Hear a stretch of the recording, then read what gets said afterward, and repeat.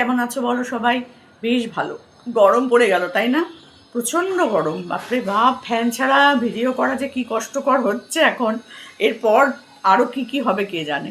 তো চলো, চলে এসেছি আজকে তোমাদের সাথে কিছু কথা, কিছু গল্প করতে। সেটা হচ্ছে প্রবাসী ঘরকন্যাকে নিয়ে। প্রবাসী ঘরকন্যার মহুয়াকে সত্যিই আমার ভালো লাগে। তার একটুখানি ভুলকে এত বড় ভুল করে দেখার মতন কোনো মানসিকতা আমার নেই। কারণ যাকে ভালো লাগে তার এইটুকু সামান্য ভুলকেও কিন্তু ক্ষমা ঘেন্না করে নেওয়া যায়, তাই না? তো একটু মানিয়ে নেওয়া যায়, একটু বলা যায়, অবশ্যই বলা যায়। ভুলকে তো ভুল বলতেই হবে, কিন্তু বিশাল করে দেখার মতো আমার মনে হয় না কিছু হয়েছিল। তো যাই হোক, সেটা বড় কথা নয়। বড় কথা হচ্ছে গ্রামের বাড়িতে গেছে আর দেশের বাড়িতে গেছে, এইটা কিন্তু একটা বিশাল বড় ব্যাপার। গ্রাম সত্যি করেই, যারা ওই রকম জায়গায় থাকে এখন, তা মানে ছেলে মেয়েরা, তারা যখন গ্রামটা দেখে তাদের কাছে যেন মনে হয় কি দেখছি, তাই না? আমরা যদি এখন আমেরিকা যাই, আমরা শুধু এরকম করে দেখতেই থাকবো চারপাশ, যে কি দেখছি। বা বাইরের দেশে যখন যাই বেড়াতে, তখন মনে হয় যেন বাবা কোথায় চলে এলাম। আর ওদের কাছে হচ্ছে গ্রামটা এখন কোথায় চলে এলাম, তাই না? সত্যি করে, আমরা যখন ছোটোবেলায় মামার বাড়ি যেতাম, আমার মামার বাড়ি সিউড়িতে, এখন তো ভীষণ ভালো হয়ে গেছে। মানে ক্রমশ ভালোর দিকেই সব কিছু হয়। তো এখন ফ্ল্যাট, বাড়ি, মল এইতে ভরে গেছে। কিন্তু আমরা যখন ছোট ছিলাম তখন যখন যেতাম, আমরা তো সেরকমভাবে গ্রাম দেখিনি। ওই মামার বাড়িটাই আমাদের কাছে গ্রাম। তো সেই গ্রামটায় যখন যেতাম, মানে সারা দিন আমাদেরকে কেউ খুঁজে পেত না, বিশ্বাস করো।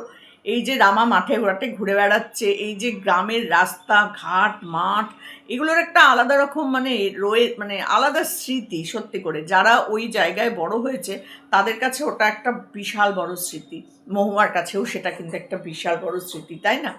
তো যাই হোক, মহুয়া গেছে ট্রেন, অটো, সব কিছু করে, বাস টাস যা পেরেছে সব কিছু করে নিয়ে গেছে রামাকে তার দেশের বাড়িতে। তার আগে গেছিল মামার বাড়ি থেকে চলে গেল দেশের বাড়ি। তো সেখানে গিয়ে ওই যে স্কুলটা দেখাচ্ছে, কি ভালো লাগছে, তাই না? আমরা যখন মামার বাড়িতে যেতাম স্কুল ছুটির পর, পুজোর সময়, বা হয়তো শীতে বলছি, ফাইনাল পরীক্ষার পর, কোনো না কোনো সময় একবার করে যাওয়া হতোই। কারণ দাদু দিদা ওখানে থাকতো, তো মারা সব বোনেরা মিলে একসাথে যেত। এখানে মহুয়াও কিন্তু সেই রকম দুই বোনে মিলে গেছে মার সাথে। খুব ভালো লাগছিল। সাথে যদি মিতুল থাকতো, রাজা থাকতো, আরও ভালো লাগতো। কিন্তু ওদের তো চাকরি বাকরি আছে, ওরা যেতে পারেনি। কিন্তু এই যে সুন্দরভাবে গেছে না, আমার এইটা খুব ভালো লাগছে। অনেকের কমেন্ট বক্সে গিয়ে দেখছি, মিতুল তো পুরো কপিক্যাট করে কি কেউ বড় হওয়া যায়? তো কপিক্যাট করে একটুখানি ওই জায়গা অবধি গিয়ে দেখাতেই তো পারে, কিন্তু তা পারবে না। শুধু সমালোচনা আর সমালোচনা। আমি অবাক হয়ে যাই, আমি যখন ওই অবধি পৌঁছতেই পারবো না, তো ওকে নিয়ে আমি সমালোচনা করে কি করবো রে বাবা? কি করব? আমি তো বুঝতে পারি না। আমি তো ওই কাজটা করতে পারবো না। তো শুধু শুধু সমালোচনাটা করব কেন? কপিক্যাট করে তো 2 লাখ, 2.5 লাখ, 3 লাখ ভিউজ হচ্ছে। তার যারা বলে না, তারা শুধু এইসব সমালোচনাই করতে পারে, মুখ নাক চোখ বেঁকিয়ে বেঁকিয়ে শুধু সমালোচনা।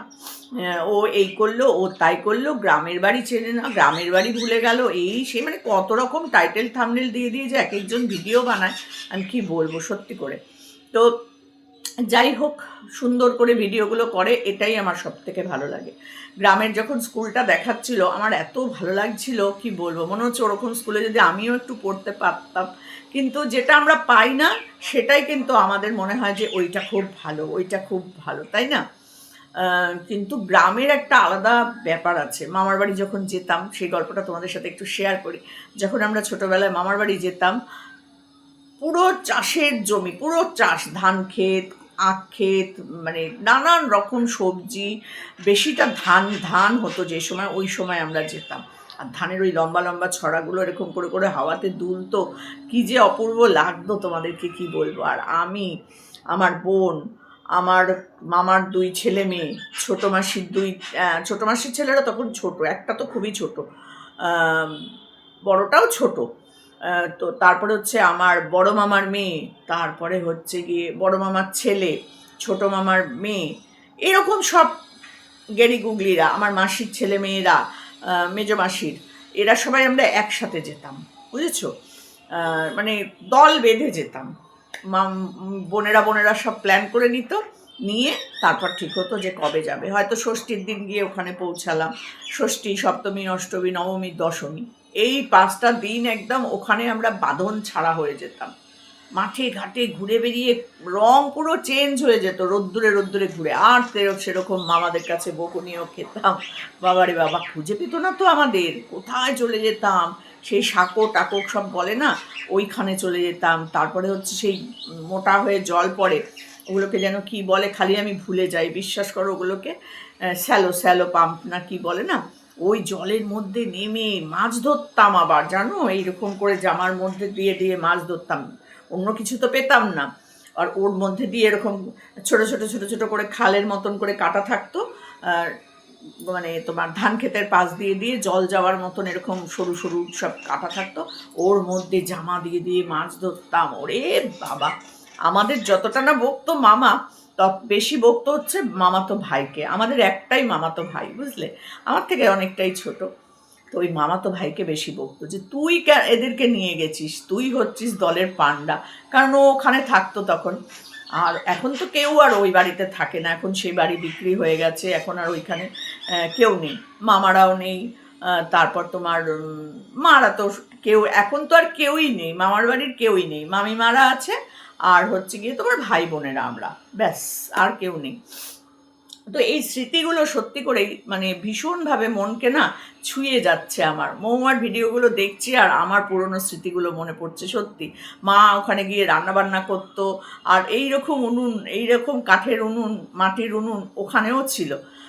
তো সেইখানে তখন অত গ্যাস ট্যাস ছিল না, আর ওই রকম উনুনে, বড় বড় উনুন, রান্নাঘরে আলাদা করে রান্নাঘর ছিল একটা বড়, সেইখানে রান্না করতো। আর সন্ধ্যের পর দাদু আমাদের নিয়ে গল্প বলতে বসতো, সব ভাই বোনেরা দাদুর খাটের ওপর গোল হয়ে ঘিরে বসতাম, আর দাদু গল্প বলতো, মুড়ি মেখে দিত এরকম বাটি বাটি করে মুড়ি। আর সিউড়িতে আমাদের যেটা কি গ্রামের বাড়ি আর কি, মামার বাড়িটা, সেখানে তো মুড়ি বিখ্যাত। বর্ধমান, বোলপুর এইসব দিকের মানুষরা না খুব মুড়ি খেতে ভালোবাসে। তো সেই মুড়ি দিয়ে, আলু ভাজা দিয়ে, মুড়ি দিয়ে, তরকারি দিয়ে, মিষ্টি দিয়ে, বোঁদে ফোঁদে দিয়ে মুড়ি, মানে মুড়ি তোমার হবেই হবে। সন্ধেবেলাতে ওই মুড়ি টুড়ি, চানাচুর, শশা টশা, পেঁয়াজ লঙ্কা দিয়ে বেশ সুন্দর করে মেখে দিত। আমরা সবাই দাদুর খাটের ওপর বসে খেতাম আর দাদুর গল্প শুনতাম। তো সেই স্মৃতিগুলো যে আমাকে মনে করিয়ে দিচ্ছে না, এর জন্য মৌমাকে সত্যি বলছি অনেক অনেক অনেক ধন্যবাদ। তো আর 4-5টা দেখাচ্ছে, গাছগাছালিতে ভর্তি, অত বড় একটা গাছ স্কুলটার, মানে ওর যে ঠাকুমার বিয়ে হয়েছে মৌমার, তার তিনিও এসে দেখেছে গাছটা অত বড়। তাহলে বলো ওটা একটা কত বড়, মানে স্মৃতি বহন করছে এই পুরো গ্রামটার, পুরো পাড়াটার, সমস্ত কিছু ওই গাছটাকে ঘিরেও হয়। আমাদের স্কুল, আমি যেখানে পড়াতে যাই সেখানেও ওরকম একটা বিশাল বড় গাছ আছে। ওই গাছটা যে কবে হয়েছে আর কে যে ওটার শুরুটা দেখেছে কেউ জানে না। তো সেই গাছ এখন মানে ঝুড়ি মুড়ি নেমে সেই ঝুড়ি থেকে বিশাল বিশাল গাছ হয়ে গেছে। আমি তোমাদের দেখিয়েছি, আমার ভিডিওতে আছে, দেখবে।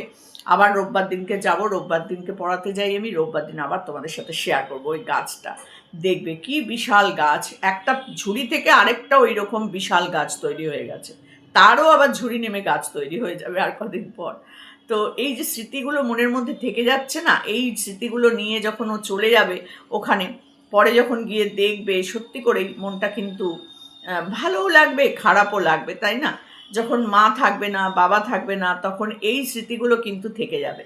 এই যে ক্যামেরায় বন্দি করে রাখার দিনগুলো, এগুলো কিন্তু থেকে যাবে। এই যে মাইমা রান্না করছে, এই যে মাঠে ঘাটে রামা ছোটোবেলায় ঘুরে বেড়াচ্ছে, এই যে ঠাকুমার বাড়িতে গিয়ে আম গাছে উঠছে, ছাদের ওপর খেলছে, এই যে স্মৃতিগুলো, এগুলো কিন্তু ধরা থাকবে, তাই না?